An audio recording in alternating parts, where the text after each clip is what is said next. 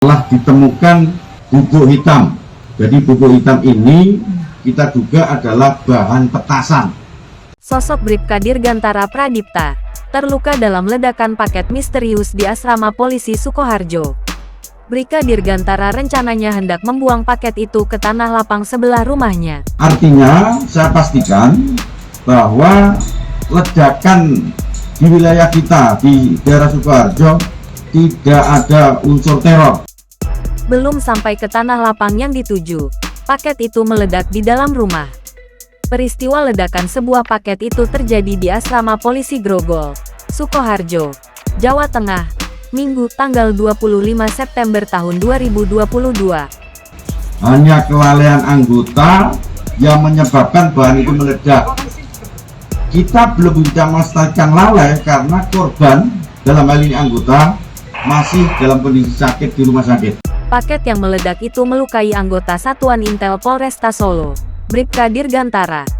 Informasi yang diterima tribunsolo.com dari sumber di kepolisian, Bribka Dirgantara sejatinya tidak membuka paket tersebut. Bribka Dirga sudah merasa curiga dengan paket tersebut, karena alamatnya yang tertera di paket berbeda dengan alamat rumahnya.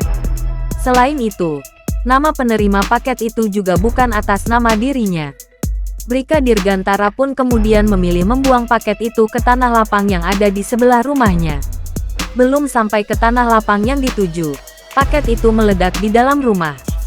Kabid Humas Polda Jateng, Kombes Pol M. Iqbal Al-Kudusi menyampaikan kronologi ledakan tersebut. Pada waktu tersebut ketika para saksi sedang berada di dalam rumah tiba-tiba mendengar suara ledakan yang sangat kuat. Bahkan hingga mengakibatkan jendela bergetar. Kemudian saksi dan para tetangga asrama keluar langsung melihat ke depan rumah. Mereka sudah melihat korban terluka. Selanjutnya korban ditolong oleh warga dibawa ke RS Indriati Solo Baru yang kemudian dirujuk ke RSUD Dr. Muwardi Surakarta. Saat ini unit Jibom Polda Jateng melakukan olah TKP di rumah tersebut.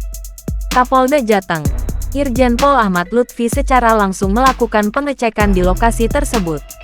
Selain itu, diamankan barang bukti berupa sebuah kotak paket kardus warna coklat dengan keadaan utuh serta serpihan bekas ledakan.